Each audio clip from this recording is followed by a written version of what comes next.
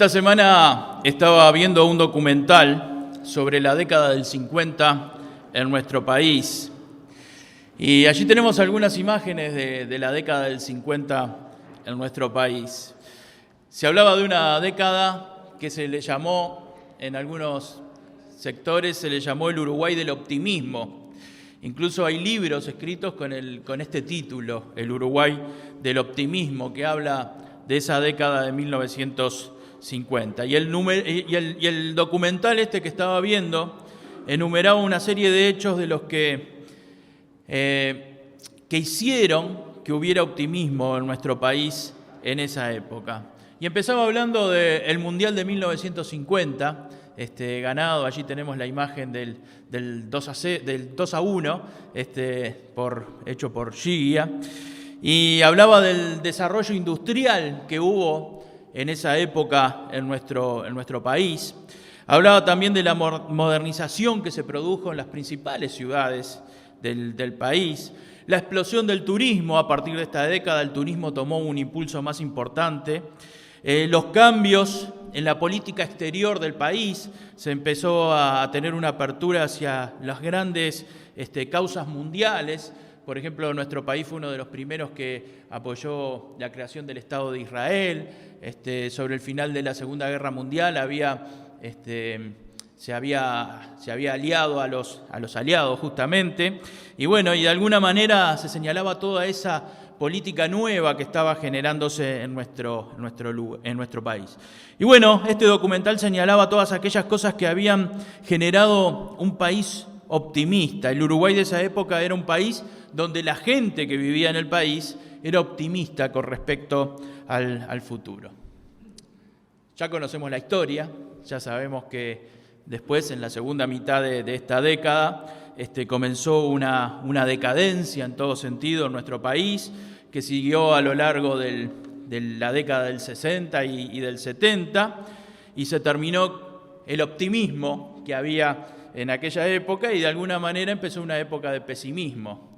Y nuestro país se transformó de un país que recibía inmigrantes a un país donde la gente emigraba, y empezaron a salir los vuelos hacia diferentes lugares del mundo con uruguayos. El optimismo se transformó en pesimismo.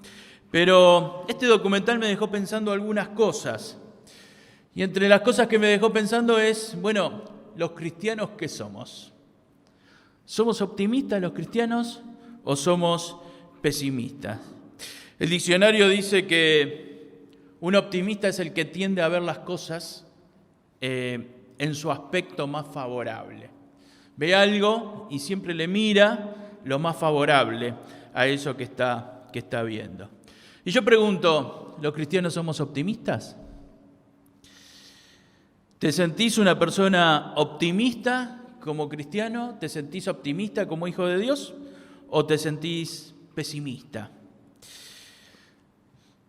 Yo diría que depende, ¿no? Es como todo, depende. Los cristianos siempre vamos a la Biblia para saber lo que somos y para saber la posición en la que estamos en cada lugar.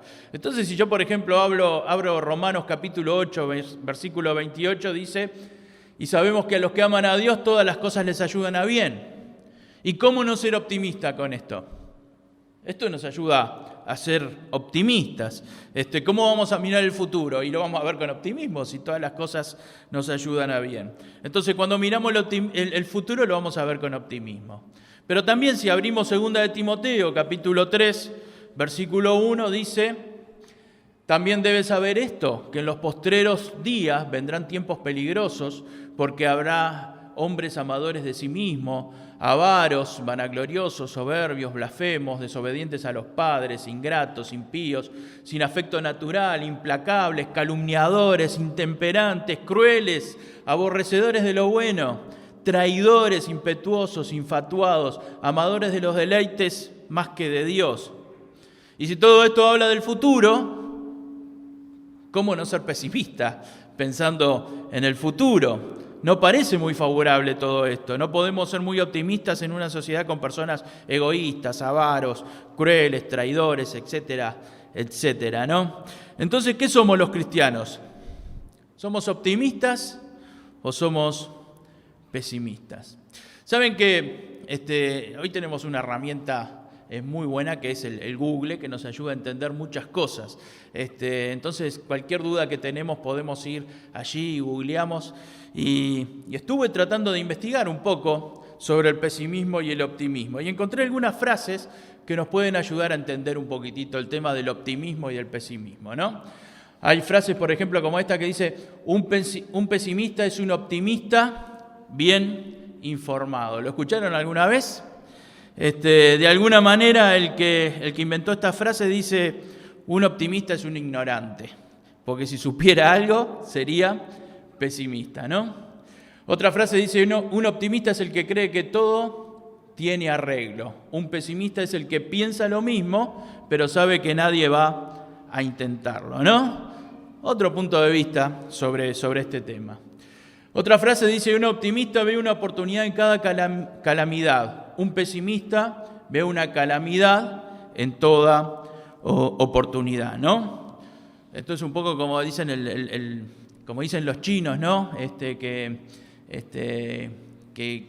¿Cómo era? Crisis es la misma palabra que se utiliza para oportunidad, ¿no? De alguna manera es como dicen ellos, ¿no? El optimista tiene siempre un proyecto, el pesimista tiene una excusa, ¿no? Y esto es muy cierto, ¿no? El optimista siempre tiene un proyecto, cómo cambiar las cosas, el pesimista siempre tiene una excusa. Esto es muy interesante. Dice: los únicos interesados en cambiar el mundo, son los pesimistas, porque los optimistas están encantados con lo que hay. Y de alguna manera es un círculo vicioso esto, ¿no? Porque no hay forma de salir del pesimismo con esta frase, ¿no? No hay forma de salir del pesimismo y ser optimista.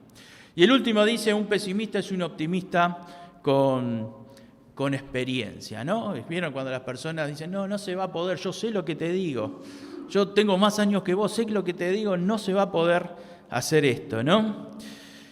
Y bueno, pensando en qué somos los hijos de Dios, recordé una oportunidad en que dentro de los hijos de Dios hubieron gente que miraron el futuro con optimismo y otros con pesimismo.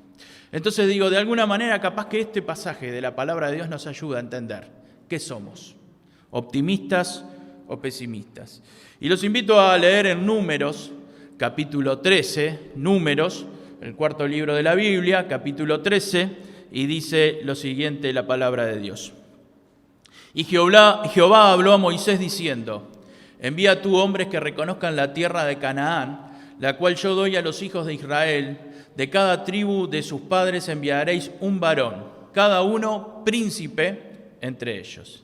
Y Moisés los envió desde el desierto de Parán, conforme a la palabra de Jehová. Y todos aquellos varones eran príncipes de los hijos de Israel. Dios le dijo a Moisés que envíe personas a espiar la tierra prometida, la tierra que les iba a dar. Y no era cualquier persona que iba a ser enviada, ¿no? Estos espías deberían de tener algunas condiciones. Primero, iba a ser uno de cada tribu. De alguna manera lo que se buscaba con esto es de que estuvieran representadas todas las tribus que formaban la nación de Israel. Y esto era para que nadie dijera: bueno, a nosotros no nos representó nadie, nosotros no nos sentimos representados con esto. De alguna manera todos estaban representados en esos 12 espías. Lo otro que dice es que cada espía debería ser príncipe de su tribu. O sea que eran personas respetadas dentro de la tribu a la que pertenecía cada uno de ellos. Eran personas reconocidas por los demás, por todos los de su tribu. ¿Cuál era la tarea que tenían que hacer estos espías? Dice en el versículo 17: los envió pues Moisés a reconocer la tierra de Canaán, diciéndoles: subid de aquí al Negev y subid al monte, y observad la tierra cómo es, y el pueblo que habita, si es fuerte o débil, si poco o numeroso, cómo es la tierra habitada, si es buena o mala, y cómo son las ciudades habitadas, si son campamentos o son plazas fortificadas? ¿Y cómo es el terreno, si es fértil o estéril? Si en él hay árboles o no, y esforzaos y tomad el fruto del país. Y era el tiempo de las primeras uvas. Lo interesante de todo es que estos 12 espías recorrieron la tierra de sur a norte, de este a oeste. Lo hicieron durante 40 días. Se tomaron 40 días para recorrer toda la tierra. Y todos estaban de acuerdo en que la tierra era hermosa. Todos estaban de acuerdo que era una tierra donde podía haber abundancia. Todos estaban de acuerdo en los frutos buenos que habían en esa tierra. Dice que volvían con racimos de uva y lo traían entre 2 personas. Ponían un palo, lo colgaban allí el racimo y entre 2 personas lo traían para notar la abundancia de frutos y lo sabroso y lo grande que eran los frutos que habían en aquel lugar. Pero de esos 12 espías, hubieron 10 que trajeron un informe negativo. A pesar de que la tierra era buena, trajeron un informe negativo. Y dice en Números capítulo 13, versículo 28, mas el pueblo que habita aquella tierra es fuerte. Esto es lo que dijeron estos 10 espías. Mas el pueblo que habita aquella tierra es fuerte y las ciudades muy grandes y fortificadas. Y también vimos allí a los hijos de Anac.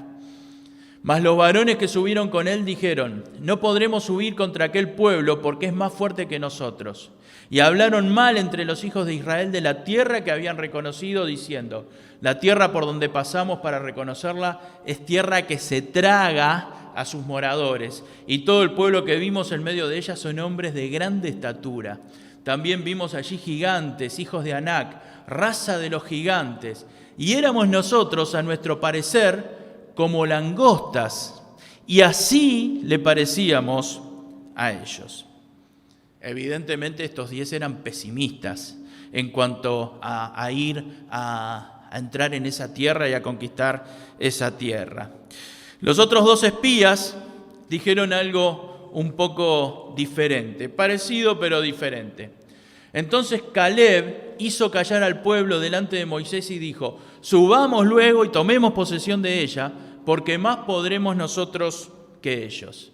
Vamos al capítulo 14 de Números 14, versículo 6. Y Josué, hijo de Num, y Caleb, hijo de Jefone, que eran de los que habían reconocido la tierra, rompieron sus vestidos y hablaron a toda la congregación de los hijos de Israel diciendo, la tierra por donde pasamos para reconocerla es tierra en gran manera buena. Si Jehová se agradare de nosotros, Él nos llevará a esta tierra y nos la entregará, tierra que fluye leche y miel. Por tanto, no seáis rebeldes contra Jehová, ni temáis al pueblo de esta tierra, porque nosotros los comeremos como pan. Su amparo se ha apartado de ellos y con nosotros está Jehová. Con nosotros está Jehová. No los temáis. Estos eran los optimistas. Los otros 2, estos 2 dijeron, vamos, porque nosotros vamos a poder más que ellos. Lo primero que quiero recordar es que la tierra que fueron a reconocer era la tierra que Dios les había dicho que se las iba a dar. Era la tierra que Dios ya les había dicho que se las iba a dar. No era algo que capaz que iban a obtener o capaz que no. Dios había determinado que les daría esa tierra hacía cientos de años. Muchos años atrás Dios ya se lo había prometido a Abraham y se lo había prometido para su descendencia. Y Dios le había hecho esta promesa a Abraham como hizo tantas otras promesas. Y todas se cumplieron. Y esta era una más de las promesas de Dios. Y cuando este pueblo de Israel todavía no había salido de Egipto, Dios le dijo a ellos que irían a esa tierra y que iba a ser allí su nación y que esa tierra era donde ellos se iban a instalar. Antes de salir de Egipto, Dios ya les había repetido nuevamente que los iba a enviar a ese lugar y que les iba a dar a esa tierra. Y después, durante el peregrinaje de esos pocos días después que habían salido de Egipto, porque esto no fue mucho después que salieron de Egipto, fue unos meses después. Después que salieron y a lo largo del peregrinaje en el desierto, todo el tiempo Dios les dijo que les daría esa tierra. Entonces la conquista de la tierra prometida no era algo que capaz que pasaba o capaz que no sucedía. Era algo que iba a suceder. Era algo que era seguro. Ahora, ¿por qué fueron pesimistas estos 10 hombres? ¿Qué fue lo que los hizo ser pesimistas ante esta situación? Mis hermanos, cuando hay algo que Dios te muestra claramente, no debemos dudar. Cuando hay algo que en la Biblia dice esto lo tenés que hacer así y no lo tenés que hacer de otra manera, no tenemos que dudar. Cuando Dios te está abriendo las puertas para que hagas algo, no tenemos que dudar. Cuando Dios te está abriendo las puertas para que hagas un emprendimiento en tu vida y consultás a uno y consultás al otro y orás y ayunás y el Señor te está mostrando que sí, tenés que seguir adelante. Cuando Dios te está mostrando que les tenés que servir en algo, cuando Dios te está mostrando que te está abriendo las puertas para que prediques su palabra, para que hagas algo para servirlo a Él de alguna manera, no tenés que preguntarte más, tenés que ir y hacer lo que el Señor te está mostrando. Porque cuando el Señor te muestra las cosas y no se contradice con su palabra y buscas consejo y te dicen que sí, es porque el Señor ya te está abriendo eso y te está dando la victoria. No te cuestiones si debes de hacer o no, si debes tomar la decisión o no, cuando lo que dice la Biblia es claro. Vamos a ver 3 cosas por las que estos 10 hombres fueron pesimistas. Fueron pesimistas y dudaron porque estos eran débiles espiritualmente. No podían confiar porque eran débiles espiritualmente. Miren, ellos no se sintieron débiles después que vieron las ciudades fortificadas. No fueron las ciudades fortificadas los que los hizo dudar. No fueron los ejércitos poderosos los que los hizo dudar. No fueron los gigantes que tenían que enfrentar lo que los hizo dudar. La debilidad espiritual de ellos fue lo que los hizo dudar. Y queridos, la debilidad espiritual no es circunstancial. La debilidad espiritual es una forma de vivir. Y algunos hijos de Dios se han acostumbrado a vivir en la debilidad espiritual. Algunos hijos de Dios se han acostumbrado a vivir en la debilidad espiritual. La debilidad espiritual es una forma de vivir. Y algunos cristianos se han acostumbrado a vivir en la debilidad espiritual. ¿Por qué fueron los espías a reconocer la tierra? Bueno, si leemos el primer versículo de Números 13, dice, y Jehová habló a Moisés diciendo, envía tú hombres que reconozcan la tierra de Canaán. Evidentemente Dios los envió. Ahora, ¿era necesario ir a reconocer la tierra que Dios les dijo que les iba a dar? ¿Necesitaba Dios que alguien reconociera la tierra? ¿O Dios no sabe todas las cosas? ¿Qué necesidad tenía Dios de enviarlos a recorrer la tierra? ¿No alcanzaba con que Dios le dijera cómo era la tierra prometida? ¿No alcanzaba con que Dios le dijera, allí hay ciudades fortificadas, hay gigantes, pero yo te voy a dar la victoria? Entonces, ¿por qué les dijo Dios que fueran a reconocer la tierra? En realidad, el ir a reconocer la tierra no fue una idea de Dios. Dios los envió, Dios les permitió que fueran, pero no fue una idea de Dios. En Deuteronomio capítulo 1, Moisés empieza a hacer un repaso de todo lo que había acontecido con el pueblo de Israel. Y fíjense lo que dice Deuteronomio 1:21. Mira, Jehová tu Dios te ha entregado la tierra. Sube y toma posesión de ella como Jehová, el Dios de tus padres, te ha dicho. No temas ni desmayes. Y le dice, y ustedes vinieron a mí, todos vosotros, y dijisteis, enviemos varones delante de nosotros que nos reconozcan la tierra, y a su regreso nos traigan razón del camino por donde hemos de subir y de las ciudades donde hemos de llegar. Queridos, la idea de ir a reconocer la tierra no fue una idea que vino de Dios. Fue algo que pidieron ellos por su debilidad espiritual. Fue algo que pidieron ellos por su incredulidad. Y Dios dijo, bueno, ¿quieren ir a reconocer la tierra? Vayan. Y envió, después vemos lo que dice en Números, y los envió Dios. Pero el que reconocieron la tierra no fue algo que lo propuso Dios, fue algo que pidieron ellos por su inseguridad, por su incredulidad. Queridos, ellos ya estaban débiles espiritualmente antes de ver las ciudades fortificadas. Ellos estaban inseguros antes de ver a los gigantes. Ellos tenían miedo antes de ver a los ejércitos que tenían que enfrentar. Desde antes ya pensaban que no iban a poder. Desde antes ya pensaban que no valía la pena el esfuerzo de ir a conquistar la tierra. Nunca pienses que no vale la pena el esfuerzo. Nunca pienses que no vale la pena el esfuerzo. Hermanos, la debilidad espiritual no es circunstancial.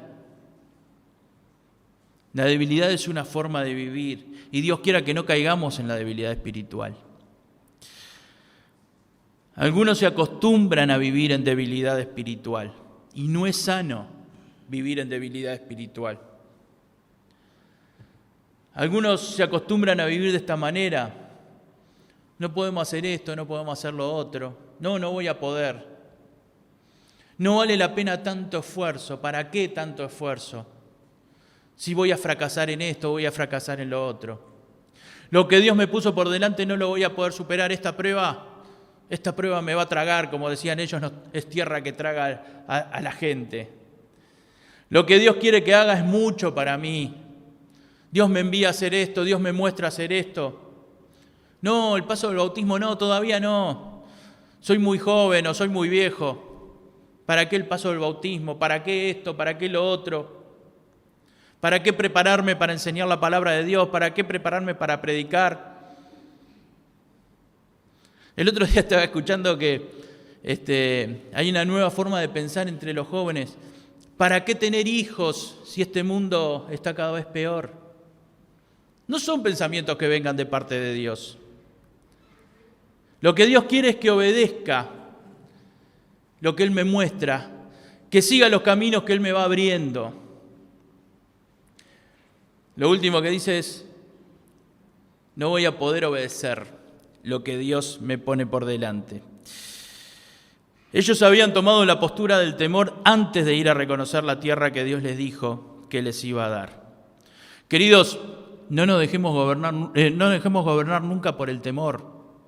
Nunca te dejes gobernar por los temores, ni por los temores de los demás, ni por tus temores, ni por los temores de los demás, porque el miedo es muy contagioso.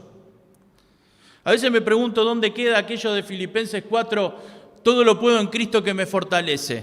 ¿Dónde queda eso? ¿Dónde queda todo lo puedo en Cristo que me fortalece? Si ustedes leen el contexto de este capítulo 4 de Filipenses, se van a dar cuenta que Pablo habla de todas las dificultades que estaba teniendo que enfrentar y que ya había enfrentado en su vida, y dice, Cristo me da fuerza para enfrentar toda clase de situaciones. Por eso, todo lo puedo en Cristo que me fortalece. Las debilidades nuestras nos llevan a dudar de lo que Dios nos prometió. Algunos hasta llegan a dudar de la salvación. La debilidad espiritual nos lleva a dudar hasta de la salvación. Y nos llevan a no confiar en lo que Dios dijo. Nunca nos acostumbremos a vivir, queridos, la vida cristiana en debilidad. Nunca vivas la vida cristiana desde la debilidad. Si Dios lo pone delante de mí es porque yo puedo hacerlo. Si Dios pone esta prueba delante de mí es porque yo voy a poder superarla. Si Dios me abre la puerta para que haga esto es porque Dios me va a dar las fuerzas para que yo haga esto. Si Dios me muestra este camino y pido consejos y leo en la Biblia y en su palabra y está todo bien, entonces yo tengo que seguir el camino que Dios me está abriendo. La segunda cosa que sucedió con estos hombres para ser pesimistas es que no entendieron que no eran ellos. No entendieron que era Dios. Ellos pensaron que eran ellos. Pero no entendieron que era Dios. ¿Vieron? No sé si escucharon alguna vez esa frase, no sos vos, soy yo. Nos tenemos que separar, no sos vos, soy yo. como de alguna manera sacándose la responsabilidad de encima. Bueno, acá es al revés. No sos vos, es Dios. ¿Se entiende? No sos vos, es Dios. No eran ellos que iban a conquistar la tierra. ¿Quién les iba a dar la tierra? Dios les iba a dar la tierra. En Números capítulo 13, versículo 31 dice: mas los varones que subieron con él dijeron: no podremos subir contra aquel pueblo porque es más fuerte que nosotros. ¿Y quieren que les diga la verdad? Tenían razón, no iban a poder ellos. No iban a poder vencer a esos ejércitos. Lo más seguro que iban a caer derrotados contra esos ejércitos. Lo más seguro es que no iban a poder expulsar a esas naciones de la tierra que Dios les había dado. Lo más seguro era que iban a perder muchas vidas. Lo más seguro que si iban ellos, iban a ser derrotados. Pero lo que ellos no habían entendido era que no eran ellos los que iban a derrotar a sus enemigos. ¿Quién era?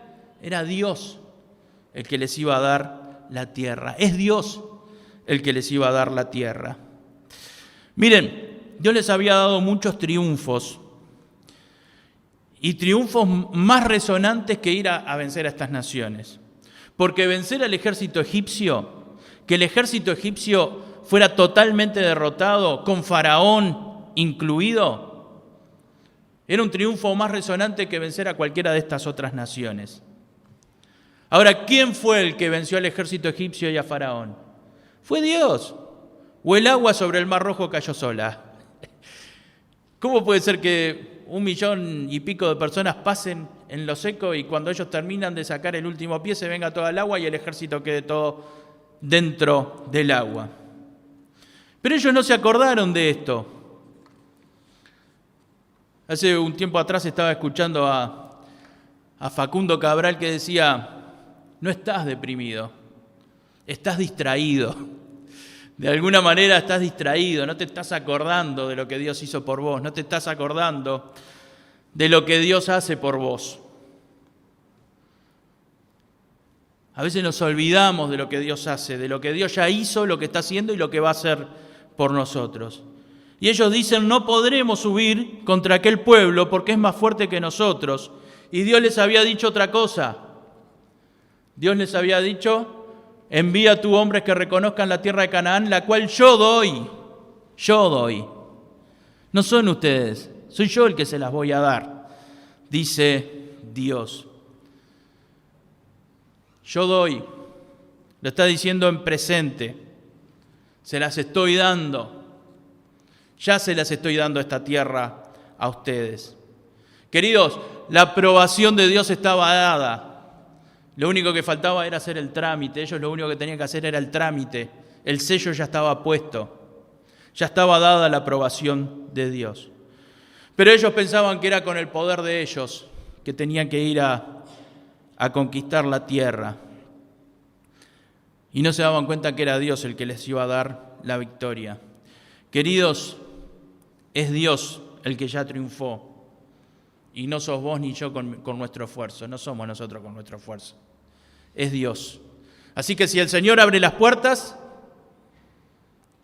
Él te va a dar el triunfo. Y si no te va a dar el triunfo, pero te abrió las puertas, pasá igual, porque quiere que pases por esa experiencia. De alguna manera quiere que sigas esa experiencia. La tercera cosa que ayudó a ese pesimismo fue la murmuración y la exageración. La exageración es no ser veraz. La exageración es una manera de mentir. En Números capítulo 13, versículo 32 dice: y hablaron mal entre los hijos de Israel. O sea, no fue esto que lo dijeron delante de todo el pueblo. Empezaron a tirar cosas ahí entre la gente, ¿no? Empezaron a tirar rumores entre la gente. ¿Vieron cuando dice, se dice esto, se dice lo otro, se dice lo otro? Y hablaron mal entre los hijos de Israel, de la tierra que habían reconocido, diciendo: la tierra por donde pasamos para reconocerla es tierra que traga a sus moradores. Y todo el pueblo que vimos en medio de ella son hombres de grande estatura. También vimos allí gigantes, hijos de Anac, raza de los gigantes, y éramos nosotros, a nuestro parecer, como langostas, y les parecíamos así a ellos. Hablaron con la gente, empezaron a hacer correr rumores entre ellos, y hablaron mal entre los hijos de Israel. Lanzaron comentarios fatalistas de lo que iba a suceder. ¿Y qué decían estos comentarios? ¿Qué decían? La tierra es una tierra ¿qué? Una tierra que traga a sus moradores. ¿Qué quisieron decir con esto que es una tierra que traga a sus moradores? No quiere decir que la tierra abra la boca y se los coma, ¿no? Esto lo que quiere decir es que es un lugar peligroso. Si viviéramos allí, si fuéramos a vivir a ese lugar, estaríamos expuestos al ataque de estas naciones y de otras naciones que están alrededor.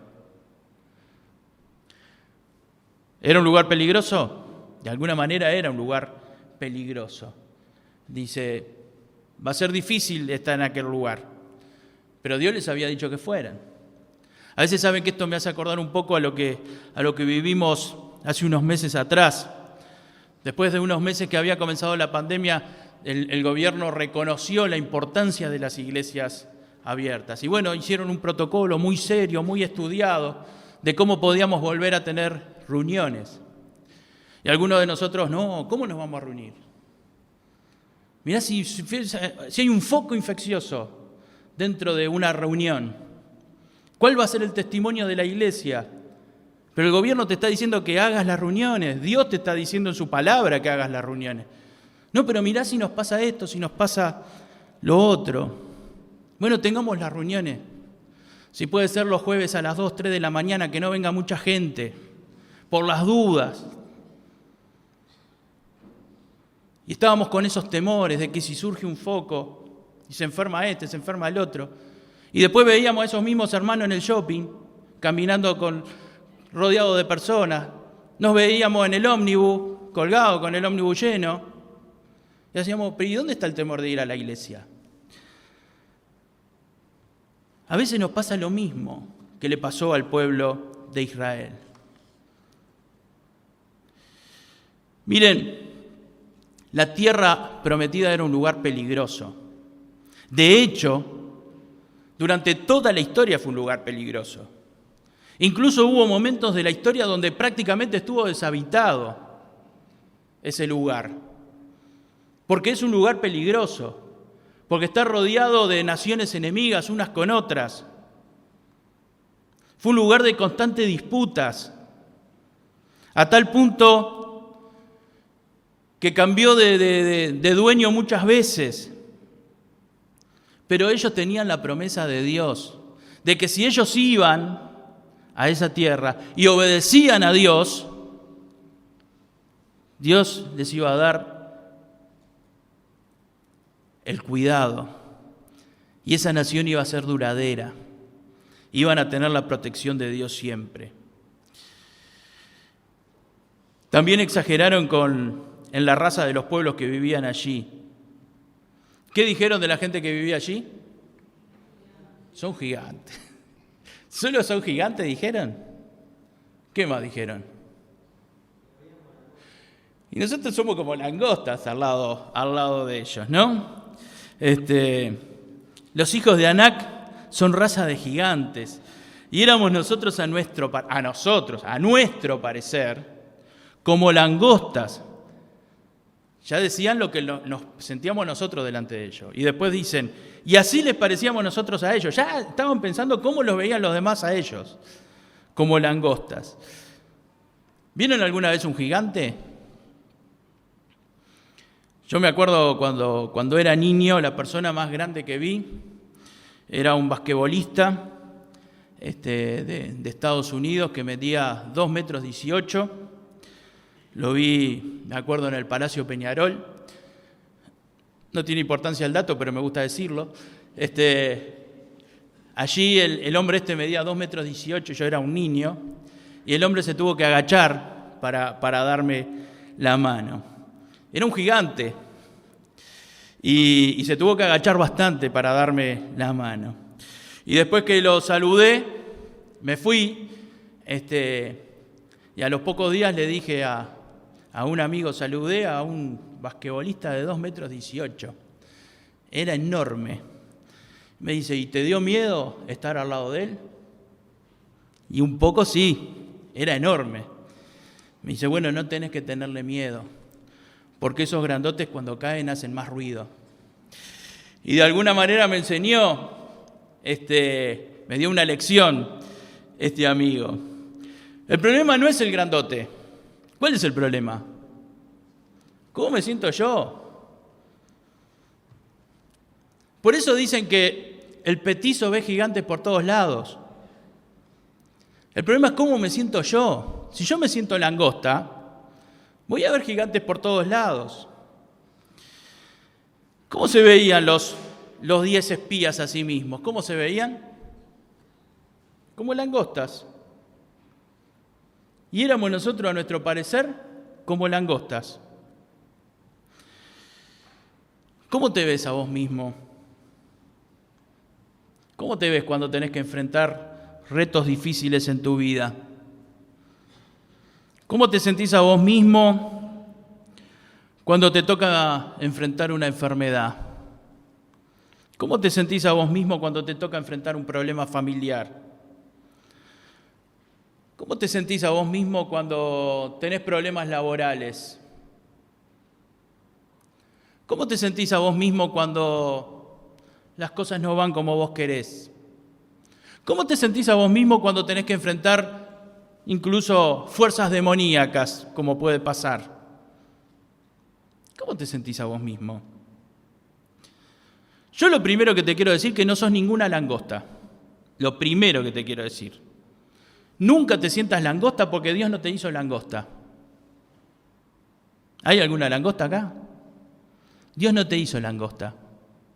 Y esto es lo primero que te quiero decir. Sos una persona. Y si aceptaste a Cristo como tu Salvador, sos un hijo de Dios. Primero sos una persona. Y si aceptaste a Cristo como tu Salvador, sos un hijo de Dios.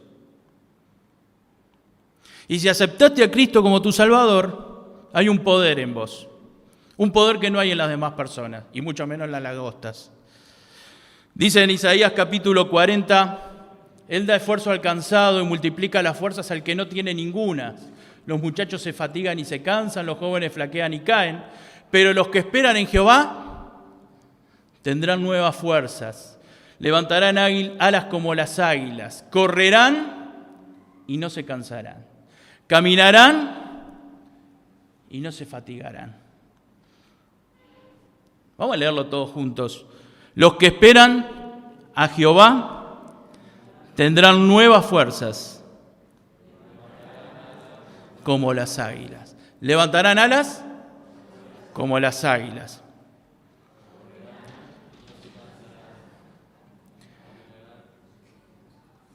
Como las águilas. Nos quedamos con las águilas.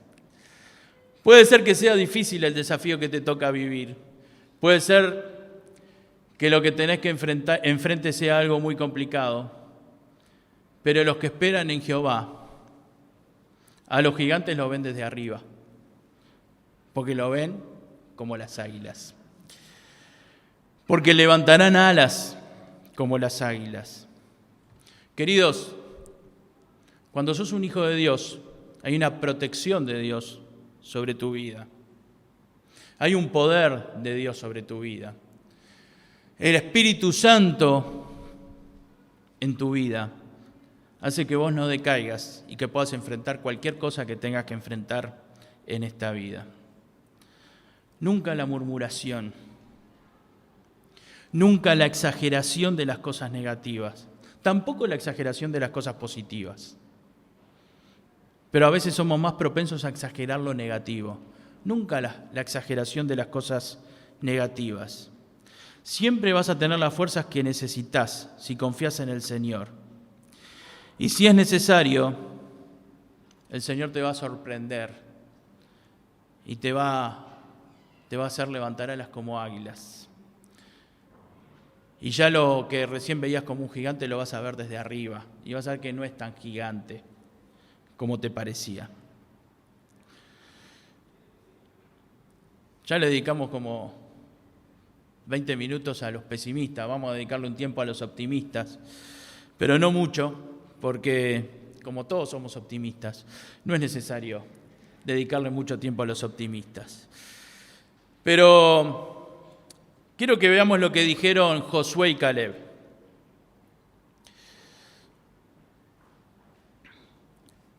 Ahí dice pesimistas, pero estos son los optimistas. Borren pesimismo, pongan optimistas. Números, versículo 14.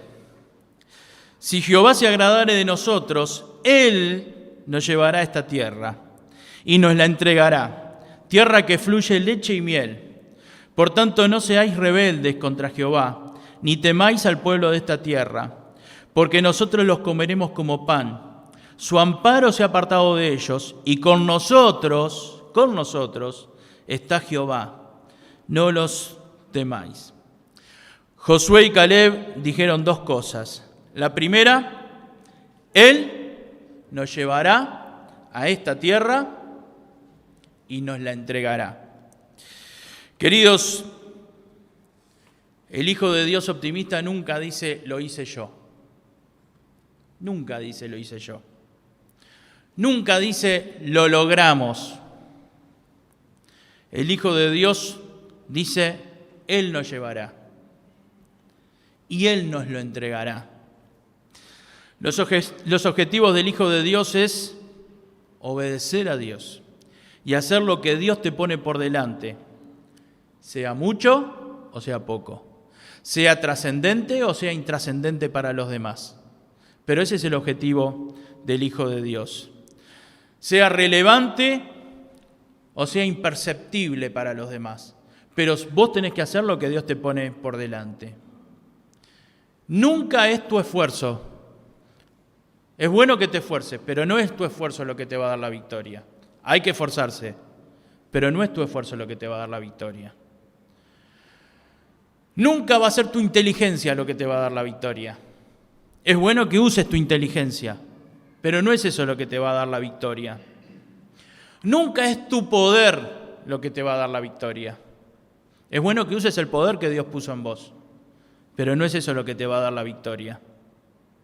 Él nos llevará a esta tierra y Él nos la entregará. Yo solo tengo que ir y hacer las cosas como Él me muestra que lo haga, como me lo muestra en la Biblia.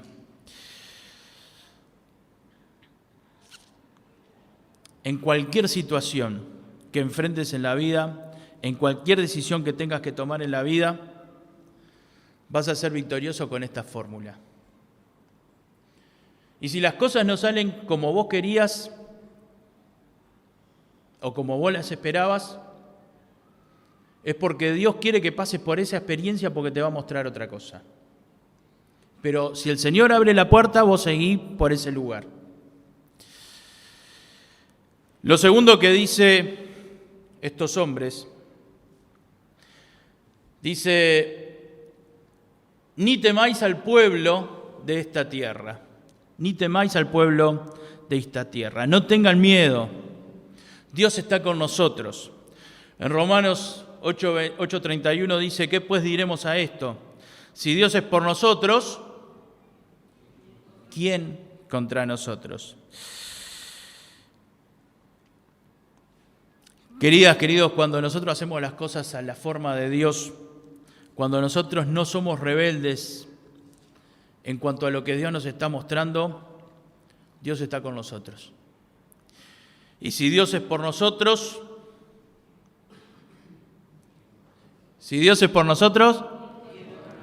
¿quién contra nosotros? Mis hermanos, pocos momentos fueron más trágicos en la historia de Israel que este momento. Esto les hizo perder 40 años vagando por el desierto.